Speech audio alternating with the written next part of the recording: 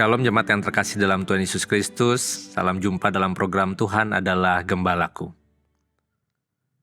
Saudara, suatu hari ada seorang jemaat yang bertanya kepada saya, kenapa melihat ada orang Kristen yang lama di gereja tetapi sepertinya karakternya tidak berubah dan hidupnya tidak bertumbuh. Saudara, kita sering kali juga berpikir demikian, kenapa iman saya tidak bertumbuh? Atau kenapa firman Tuhan yang saya dengar tiap minggu tidak mengubahkan hidup saya? Dan mungkin kenapa kita jatuh bangun bergumul di dalam dosa yang sama. Saudara, ini bicara tentang kondisi hati kita. Saya percaya firman Tuhan tidak pernah menjadi sesuatu yang sia-sia. Tapi masalahnya bukan kepada benih firman Tuhan yang ditabur dalam hati kita. Tapi mungkin masalahnya pada kondisi hati kita yang digambarkan seperti tanah dalam perumpamaan penabur dalam Injil Matius pasal 13 ayat 1 hingga 23. Pada hari itu keluarlah Yesus dari rumah itu dan duduk di tepi danau, maka datanglah orang banyak berbondong-bondong lalu mengerumuni dia, sehingga ia naik ke perahu dan duduk di situ, sedangkan orang banyak semuanya berdiri di pantai. Dan dia mengucapkan banyak hal dalam perumpamaan kepada mereka, katanya, adalah seorang penabur keluar untuk menabur. Pada waktu ia menabur, sebagian benih itu jatuh di pinggir jalan, lalu datanglah burung dan memakannya sampai habis. Sebagian jatuh di tanah yang berbatu-batu, yang tidak banyak tanahnya. Lalu benih itu pun segera tumbuh karena tanahnya tipis. Tetapi sesudah matahari terbit, layulah ia dan menjadi kering karena tidak berakar. Sebagian lagi jatuh di tengah semak duri, lalu makin besarlah semak itu dan menghimpitnya sampai mati. Dan sebagian jatuh di tanah yang baik lalu berbuah. Ada yang 100 kali lipat, ada yang 60 kali lipat, ada yang 30 kali lipat.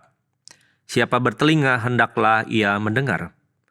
Maka datanglah murid-muridnya dan bertanya kepadanya, "Mengapa engkau berkata-kata kepada mereka dalam perumpamaan?" Jawab Yesus, "Kepadamu diberi karunia untuk mengetahui rahasia kerajaan sorga, tetapi kepada mereka tidak. Karena siapa yang mempunyai, kepadanya akan diberi, sehingga ia berkelimpahan. Tetapi siapa yang tidak mempunyai, apapun juga yang ada padanya akan diambil daripadanya. Itulah sebabnya aku berkata-kata dalam perumpamaan kepada mereka. Karena sekalipun melihat, mereka tidak melihat. Dan sekalipun mendengar, mereka tidak mendengar dan tidak mengerti. Maka pada mereka genaplah nubuat Yesaya yang berbunyi, kamu akan mendengar dan mendengar, namun tidak mengerti. Kamu akan melihat dan melihat, namun tidak menanggap. Sebab hati bangsa ini telah menebal dan telinganya berat mendengar, dan matanya melekat tertutup. Supaya jangan mereka melihat dengan matanya dan mendengar dengan telinganya, dan mengerti dengan hatinya. Lalu berbalik sehingga aku menyembuhkan mereka. Tetapi berbahagialah matamu karena melihat dan telingamu karena mendengar. Sebab aku berkata kepadamu, sesungguhnya banyak nabi dan orang benar ingin melihat apa yang kamu lihat, tetapi tidak melihatnya, dan ingin mendengar apa yang kamu dengar, tetapi tidak mendengarnya. Karena itu dengarlah arti perumpamaan penabur itu.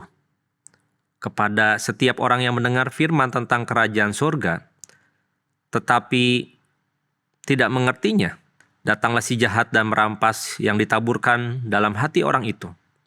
Itulah benih yang ditaburkan di pinggir jalan. Benih yang ditaburkan di tanah yang berbatu-batu, ialah orang yang mendengar firman itu dan segera menerimanya dengan gembira. Tetapi ia tidak berakar dan tahan sebentar saja. Apabila datang penindasan atau penganiayaan karena firman itu, orang itu pun segera murtad. Yang ditaburkan di tengah semak duri ialah orang yang mendengar firman itu. Lalu kekhawatiran dunia ini dan tipu daya kekayaan menghimpit firman itu sehingga tidak berbuah. Yang ditaburkan di tanah yang baik ialah orang yang mendengar firman itu dan mengerti. Karena itu ia berbuah. Ada yang 100 kali lipat, ada yang 60 kali lipat, ada yang 30 kali lipat. Saudara, Tuhan Yesus menjelaskan lewat satu perumpamaan. Ada benih yang sama yang ditabur oleh penabur yang sama dengan pesan yang sama. Tapi kita melihat ada sebuah hasil yang berbeda. Kenapa? Karena kondisi tanah yang digambarkan tentang hati manusia itu menentukan pertumbuhan rohani seseorang. Saudara, mari kita cek dan dicek hari ini jenis tanah apakah kondisi hati saya. Saudara, yang pertama, jenis tanah yang ada di pinggir jalan itu menggambarkan hati yang tertutup. Ada benih yang jatuh di jalan dan burung itu datang memakannya. Inilah hati yang keras sekalipun dia mendengar firman tetapi sebenarnya tidak benar-benar menerima.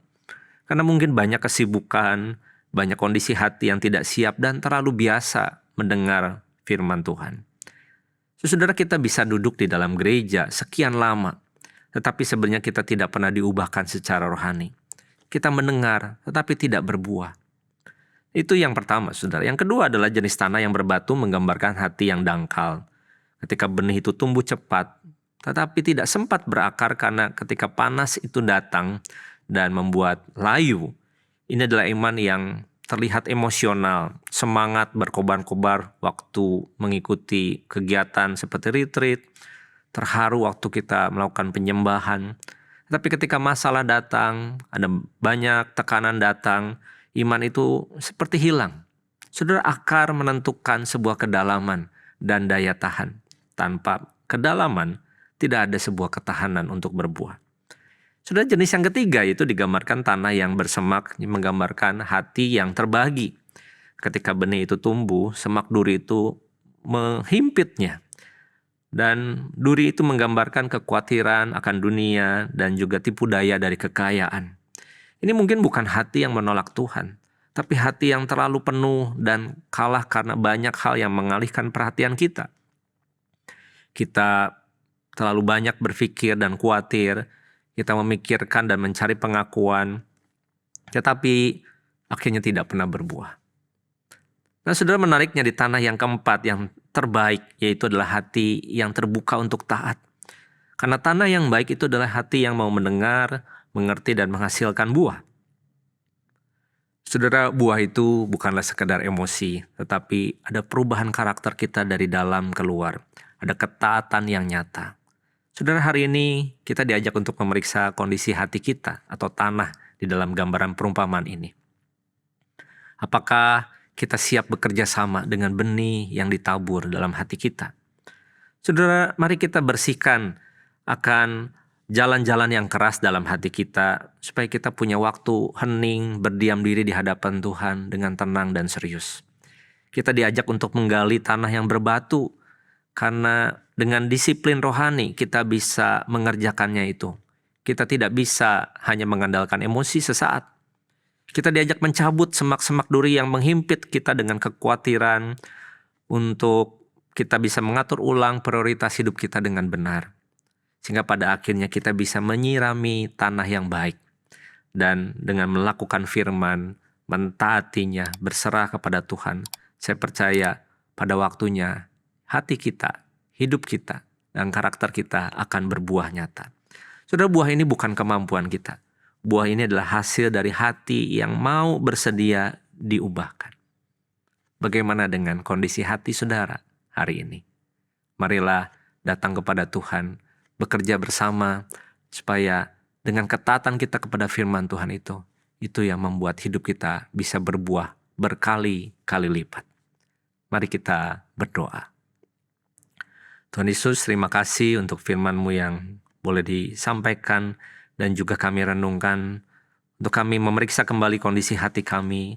Apakah selama ini hati kami begitu penuh dengan semak duri, hati kami begitu keras karena tidak pernah disirami, hati kami begitu mungkin menjadi satu hal yang berbatu-batu dan tidak siap untuk membiarkan bagaimana tekanan itu datang mengubahkan kami.